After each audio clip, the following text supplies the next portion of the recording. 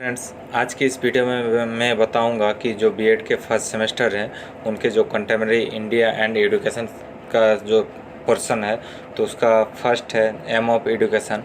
तो उसको आज हम डिस्कशन करेंगे इस वीडियो के अंदर। तो चलिए देखते हैं इस टॉपिक से फर्स्ट क्वेश्चन सबको क्या देखने को मिलता है। तो शिक्षा के प्रमुख उद्देश्यों को बताएं। ये क्वेश्चंस आपको इस पोर्शन के पर फर्स्ट क्वेश्चन देखने को मिलेंगे। तो इस पर आपको क्या क्या लिख के आना है, कैसे आपको आंसर राइटिंग करना है, उस पर चर्चा करेंगे। और आपको अगर ये नोट्स के पीडीएफ चाहिए तो आप इसको डिस्क्रिप्शन बॉक्स में जाइएगा और वहाँ इनका लिंक दे दिया हूँ, वहाँ से आप आसानी से इस नोट्स के पीडीएफ को डाउनलोड कर सकते हैं। तो शिक्षा के प्रमुख उद्देश्य को अब मैं वर्णन करता हूँ। तो शिक्षा का कोई एक निश्चित उद्देश्य नहीं होता है, ये आपको जान लेना कि जो एजुकेशन है इसका कोई शिक्षा है इसका कोई निश्चित उद्देश्य नहीं है, इनका बहुत सारे उद्देश्य हैं। और अब हम हर उद्देश्यों का एक एक करके चर्चा करेंगे। देश काल परिस्थिति तथा आदर्श अनुसार के शिक्षा के उद्देश्य विभिन्न है। तो ये परिस्थितियाँ हैं, देश के साथ साथ काल के साथ साथ परिस्थितियों के साथ साथ इन सब हर एक परिस्थिति के साथ आदर्श अनुसार शिक्षा के अलग अलग उद्देश्य हैं। यानी कि हर फील्ड में शिक्षा का उद्देश्य अलग अलग है। शिक्षा के प्रमुख उद्देश्य निम्नलिखित हैं। जो एजुकेशन है उसका जो इम्पोर्टेंस है वो इस प्रकार है। एक नंबर पे आपका शारीरिक विकास का उद्देश्य, यानी कि जो शारीरिक डेवलपमेंट होता है उसका क्या उद्देश्य है, शिक्षा को उस पर क्या इम्पोर्टेंस है। दूसरा है मानसिक विकास का उद्देश्य, तो शिक्षा जो आपके मानसिकता में विकास लाता है उस पर भी कुछ उसका इम्पोर्टेंस है। अगला है चारित्रिक और नैतिक विकास का उद्देश्य, यानी कि आपके कैरेक्टर और मोरालिटी डेवलपमेंट का भी ये अहम भूमिका निभाते हैं। व्यक्तित्व के सर्वांगीण विकास का उद्देश्य। अगला है सामाजिक विकास का उद्देश्य, यानी कि सोशल डेवलपमेंट। अगला छठा बिंदु है आपका सांस्कृतिक विकास का उद्देश्य। आठवां बिंदु है आध्यात्मिक विकास का उद्देश्य। फिर आपका है ज्ञानार्जन का उद्देश्य, फिर वातावरण के साथ अनुकूलन का उद्देश्य। ये सब के सब उद्देश्य शिक्षा के विभिन्न रूप हैं, विभिन्न उद्देश्यों के रूप हैं। नेतृत्व शक्ति के विकास का उद्देश्य, ये सब के सब उद्देश्य किसका है, शिक्षा का, हर एक फील्ड में। यानी कि शिक्षा का उद्देश्य एक नहीं है, यहाँ से आपको पता चल गया हो। और अगला राष्ट्रीयता के भावना के विकास का उद्देश्य, यानी कि जो राष्ट्र के प्रति जो देशभक्त है उसमें भी यह शिक्षा बहुत बड़ा रोल प्रदान करता है। अगला अंतर्राष्ट्रीयता की भावना के विकास का उद्देश्य, जीविकार्जन का उद्देश्य, अवकाश काल के सदुपयोग का उद्देश्य, जीवन को समर्पित प्रदान करने का उद्देश्य।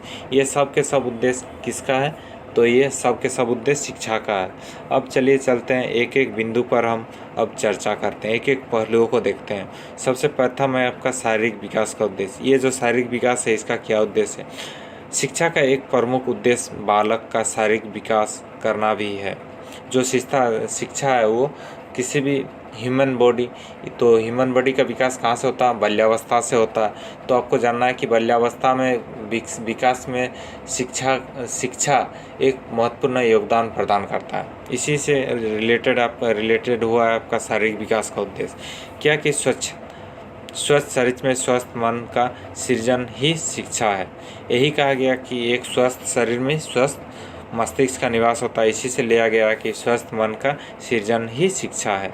जब बालक का शरीर स्वस्थ होता है तो तभी वो अपने संपूर्ण लक्ष्य को प्राप्त कर सकता है। यानी कि आपको शरीर का अगर संपूर्ण विकास चाहिए तो आपको सबसे पहले स्वस्थ को अपनाना होगा। यही कहा गया। अगला कि मानसिक विकास का उद्देश्य। दूसरा बिंदु है मानसिक विकास। ये यानी कि जो एजुकेशन है ये मानसिक को किस तरीके से डेवलप करता है। तो शिक्षा का एक प्रमुख उद्देश्य बाल्यावस्था बालक का मानसिक विकास भी है। यानी कि जो मानसिक विकास ये भी बाल्यावस्था से जुड़ा हुआ, यानी कि किसी भी मनुष्य का बाल्यावस्था में ही मानसिक का उसका विकास होता है। बिना मानसिक विकास के शारीरिक विकास भी संभव नहीं है। यानी कि अगर मेंटल डेवलपमेंट नहीं होगा तो उसके शारीरिक यानी कि बॉडी में भी कोई डेवलपमेंट नहीं देखा जा जाएगा। बालक अपने लक्ष्य को तभी प्राप्त कर सकता है जब वह मानसिक व शारीरिक रूप से संपूर्ण स्वस्थ हो। यानी कि कोई भी वो बालक आदमी अपना एम को अचीव तभी कर पाएगा जब वो हेल्थ होगा और वो शारीरिक और मानसिक रूप से भी स्वस्थ होंगे। अगला बिंदु आपका चारित्रिक व नैतिक विकास का उद्देश्य। ये इसमें क्या होता है कि जो शिक्षा है वो चारित्रिक निर्माण में भी और नैतिक विकास में भी आपको सहायता करता है। तो शिक्षा का उद्देश्य चारित्रिक व नैतिक विकास करने भी है। प्राचीन काल में यह शिक्षा का सबसे प्रमुख उद्देश्य माना जाता था। व्यक्ति का चरित्र और नैतिकता उसके संपूर्ण जीवन पर प्रभाव डालती है। हार्वर्ड है, ये फिलोसोफर ने कहा कि शिक्षा के समस्त कार्य केवल एक शब्द नैतिकता से में प्रकट किए जा सकते हैं। यानी कि नैतिकता है उससे शिक्षा प्रकट किया जा सकता है। बिना अगर आप किसी व्यक्ति में अगर शिक्षा होगा तो स्वाभाविक है उसके जो आचार व्यवहार होगा, उसके मिलने जुलने का व्यवहार लोगों के साथ वो अच्छे होंगे। यही नैतिक ज्ञान उसमें समाहित ऑटोमेटिकली हो जाता है। स्वतः उसमें नैतिक का शिक्षा, नैतिक का समझ, नैतिक ज्ञान, मोरल, ये सब अपने आप उजागर हो जाता है एक मनुष्य में अगर वो शिक्षित व्यक्ति होंगे तो। अगला है चौथा बिंदु, व्यक्ति के समग्र विकास का उद्देश्य। यानी कि व्यक्ति के जो ऑलराउंडर विकास होता है उसमें भी ये शिक्षा और महत्वपूर्ण योगदान निभाते हैं। शिक्षा मानव की व्यक्तित्व के लिए के किसी एक पक्ष का विकास नहीं बल्कि व्यक्तिगत का समग्र विकास करती है। शिक्षा व्यक्तियों का समग्र विकास का सबसे प्रमुख माध्यम है। यानी कि बिना शिक्षा के आप चारों दिशा में अपना को संपूर्ण रूप से डेवलप नहीं कर पाइएगा। यानी कि शिक्षा बहुत ही क्या बोलते हैं सुंदर औजार है आपको सभी दिशाओं में डेवलप होने के लिए। किसी भी व्यक्ति को अगर हर दिशा में संपूर्ण समग्र विकास होना है तो उसको शिक्षा ग्रहण करना होगा, तभी वो ये इस चीज़ को संभव कर पाएंगे। अगला पांचवा बिंदु है कि सामाजिक विकास का उद्देश्य। यानी कि सामाजिक यानी कि सोशल जो डेवलपमेंट होता है, यानी कि समाज में रहना, समाज के कार्यक्रमों में हिस्सा लेना, ये सब के सब किसके बदौलत होता है? ये शिक्षा के माध्यम से होता है। मनुष्य एक सामाजिक प्राणी होता है, समाज में रहकर ही उसका संपूर्ण विकास होता है। शिक्षा का एक अन्य उद्देश्य बालक का सामाजिक विकास करना भी है। देखिए आंसर राइटिंग में आपको हो सके तो हर बिंदु पर आपको एक फिलोसोफर का व्यक्तित्व वो कथन उसको आपको सम्मिलित करना है। इससे आपका आंसर राइटिंग सुंदर और लगता है कि बच्चा कुछ जानता है, इन्होंने पढ़ा है, पढ़कर अपना आंसर लिख रहा है। तो यही कहा गया जॉन डग ये जो सामाजिक विकास के ऊपर कहा है, उन्होंने क्या लिखा है कि जिस तरह शारीरिक विकास के लिए भोजन का महत्व है उसी तरह मानसिक विकास के लिए शिक्षा का। बहुत अच्छा है स्टेटमेंट कहा इन्होंने। जॉन डबी ने किया कि जो शारीरिक विकास के लिए आपको भोजन चाहिए उसी तरह सामाजिक विकास करना है तो उसके लिए शिक्षा चाहिए। यही एक अच्छा औजार है। अगला छठा बिंदु है कि आपका सांस्कृतिक विकास का उद्देश्य। यानी कि जो सांस्कृतिक विकास है उसका किस तरह से उसमें ये शिक्षा किस तरह से अपना भूमिका निभाते हैं। दो संस्कृति शब्द का अर्थ है सम जोड़ कृति। ये जो संस्कृति है इसमें दो शब्द से मिलकर बना है, यानी कि इसको अगर समझे विच्छेद किया जाए तो इससे दो शब्द निकल कर आता है, सम और कृति, अर्थात अच्छी प्रकार से सोच समझकर किए गए कार्य। यानी कि संस्कृति में आपको क्या किया जाता है कि बहुत ही सोच समझकर कार्य किया जाता है, उसी को आप संस्कृति कहेंगे। शिक्षा संस्कृति का विकास करता है। यानी कि किसी भी व्यक्ति में संस्कृति, उसके जो समाज है उसमें सांस्कृतिक होता है कुछ खास तरह के, तो उसको करने में, विकसित करने में, क्योंकि शिक्षा के माध्यम से ही अपनी संस्कृति को सुरक्षित रखता है, उसे एक पीढ़ी से दूसरे पीढ़ी में संक्रमित करता है। यानी कि जो संस्कृति वो स्वतः एक पीढ़ी से दूसरे पीढ़ी में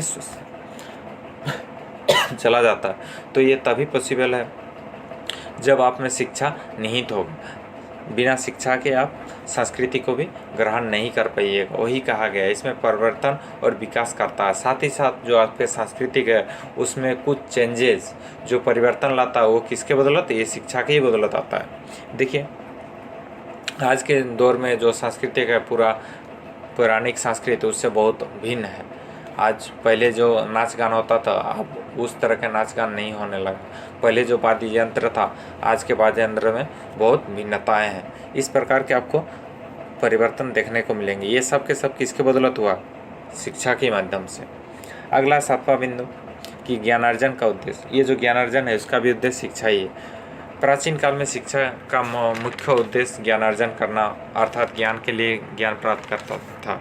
जो पहले था ज्ञानार्जन का उद्देश्य था शिक्षा कि आपको खाली ज्ञान अर्जन ही शिक्षा होता था। तपस्या करके आपको ज्ञान अर्जन उसी को ही वे शिक्षा के मानते थे। मात्र ज्ञान प्राप्त करने से ही शिक्षा के सभी उद्देश्यों को पूर्ति हो जाती थी, क्योंकि ज्ञान प्राप्त के बाद ही सत्य या वास्तविकता का ज्ञान हो जाता है। ज्ञान अर्जित होने के बाद व्यक्ति स्वयं ही अपने उद्देश्यों को और लक्ष्य की प्राप्ति कर सकता है। यानी कि जब भी कोई व्यक्ति ज्ञानी बन जाता है तो वो जो सही और गलत उसमें डिसीजन लेने में सक्षम हो जाता है। कौन सा चीज़ गलत है कि कौन सा उनके आचार व्यवहार उसको गलत रास्ता में ले जाएगा और कौन सा आचार व्यवहार उनके जो सफल है उसको सफलता की ओर अग्रसर करने में सफलता को हासिल करने में सहायता करेंगे। उस कदम की ओर ये ज्ञान ही ले जाता है। ठीक है आगे। और अगला है जो वातावरण के साथ अनुकूलन का उद्देश्य। ये जो वातावरण के साथ अनुकूलन का उद्देश्य, कोई भी वातावरण में आप तभी ढल पाइएगा जब आप में शिक्षा होगा। बिना शिक्षित व्यक्ति कोई भी आप वातावरण में नहीं रह पाएगा। एक पागल को आप कितना भी अच्छा वातावरण प्रदान कीजिए वो उस वातावरण में अपने आप को ढल नहीं सकेगा।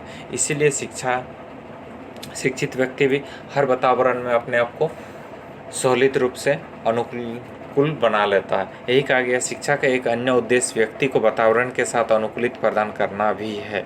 कोई भी व्यक्ति तभी अपने लक्ष्यों को प्राप्त कर सकता है जब वह विपरीत परिस्थितियों को भी अपने अनुकूल बना ले।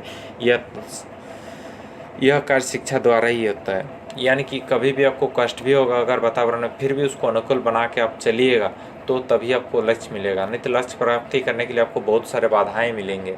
उन बाधाओं को कौन दूर करता है? ये शिक्षा ही दूर करता है, क्योंकि शिक्षा ही उस बाधाओं को टालने के लिए, उस बाधाओं का हल निकालने के लिए यही सहायक और यही एक औजार है। यानी कि चाबी भी यही है हर तरह से। अगला 9वां बिंदु नेतृत्व शक्ति के विकास का उद्देश्य। ये जो नेतृत्व शक्ति होता है इसमें भी विकास में शिक्षा बहुत बड़ा योगदान देता है। तो शिक्षा का एक अन्य उद्देश्य बालक में नेतृत्व शक्ति का विकास करना भी है। नेतृत्व शक्ति के विकास होने पर ही बालक अपने लक्ष्यों को प्राप्त कर सकता है। नेतृत्व शक्ति बालक के सर्वांगीण विकास में भी योगदान देता है। अगला है 10वां बिंदु की जीविकार्जन का उद्देश्य। देखिए मानव अब जीवन का रूप ले लिए तो इसमें ज़रूरी नहीं कि आप जीवन जी ही पाइएगा 60 साल 100 साल। पहले तो आदमी 100 साल तक जी लेता था, अब 60 साल इतना दिन तक आप जी पाइएगा, ये पॉसिबल नहीं है। अगर आप इस लाइफ स्टाइल को जीने में किस तरह से जीना है, इसको किस समय पे आपको किस तरह के व्यवहार करना है, किस तरह से अपने आप के बिहेवियर में चेंजेस लाना है, इस तरह को आप नहीं जानिएगा तो आप लाइफ स्टाइल को आप मज़े से नहीं जी पाइएगा। यही कहा गया है जीविकार्जन का उद्देश्य में। तो शिक्षा का उद्देश्य मानव को जीविकार्जन के लिए योग्य बनाना भी है। यानी कि ये जो शिक्षा है आपको जीविकार्जन के लिए योग्य बनाता भी है। ये व्यक्ति की प्रारंभिक आवश्यकताएं हैं। जीविकार्जन का उद्देश्य को ध्यान में रखकर दी जाने वाली शिक्षा अर्थपूर्ण होता है। यानी कि जो शिक्षा आजकल के दुनिया में जो शिक्षा सब कोई ग्रहण कर रहे हैं, ये पहला उनका उद्देश्य एम यही है कि जीविकार्जन, यानी कि उनके जो आने वाले समय है उसमें उसका जीविकार्जन अच्छे हो, सहूलियत हो। यही इसी के लिए आजकल के व्यक्ति शिक्षा ग्रहण कर रहे हैं। अगला है 11 बिंदु कि जीवन को संपूर्णता प्रदान करने का उद्देश्य। यानी कि जो ये जीवन है, ये शिक्षा, ये जीवन को संपूर्णता या कंप्लीट भी कह सकते हैं। कि किस तरह से ये संपूर्णता प्रदान करता है। शिक्षा का एक अन्य उद्देश्य व्यक्ति के जीवन का संपूर्णता प्रदान करना भी है। शिक्षा व्यक्तियों के जीवन का संपूर्णता प्रदान करती है। इससे उसके व्यक्ति के संपूर्ण पक्ष का विकास होता है और वह जीवन के साथ सभी क्षेत्रों में कार्य करने के लिए योग्य बनता है। यानी कि बिना एजुकेशन के आप किसी भी फील्ड पे आप टिक नहीं पाइएगा, ज़्यादा दिन तक काम नहीं कर सकते। तो और यही है कि संपूर्णता प्रदान करना, कि अगर आप में शिक्षा होगा तो हर फील्ड में दृढ़ता के साथ आप वहाँ पे अपना जगह बना लेंगे। तो यही किया कि संपूर्णता प्रदान करता है हर फील्ड में। इससे निष्कर्ष क्या निकल के आता है, जो ये उद्देश्य है एजुकेशन का उद्देश्य, जो शिक्षा का उद्देश्य, इसका निष्कर्ष है। इसलिए शिक्षा की भूमिका एक आदर्श, समान और मनुष्य के लिए अनगिनत है। यह हर राष्ट्र की समग्र सुख और समृद्धि के लिए बहुत महत्वपूर्ण है। इसलिए कहा गया कि शिक्षा किसी भी देश की एक अनोखा, यानी कि देश को अलग बनाता है। देश के आर्थिक हर दृष्टिकोण में अपना जो है कि अलग दिखलाता है राष्ट्र का एक एकता को, यह शिक्षा ही है। तो धन्यवाद। इस तरह से ये इसका जो आपका आंसर था ये समाप्त होता है। जो शिक्षा का उद्देश्य है, यही सब इन शिक्षा के उद्देश्य हैं। तो उम्मीद करता हूँ आपको इस वीडियो का जो आंसर कहा गया है इसको आप लिख कर आएंगे एग्ज़ाम में, अगर प्रश्न इस शिक्षा के उद्देश्य से पूछा जाता है तो। और अगर मैं आपको फिर से एक बार कहा देता हूँ कि अगर आपको इसका नोट्स चाहिए तो वीडियो के नीचे डिस्क्रिप्शन बॉक्स में लिंक दिया हूँ, वहाँ से आप इस नोट्स को डाउनलोड कर सकते हैं PDF के फॉर्म में। धन्यवाद। और अच्छा लगा तो हमारे चैनल को सब्सक्राइब कर रहे हैं, इससे आपको और आगे के वीडियो आसानी से मिलते रहेंगे। धन्यवाद।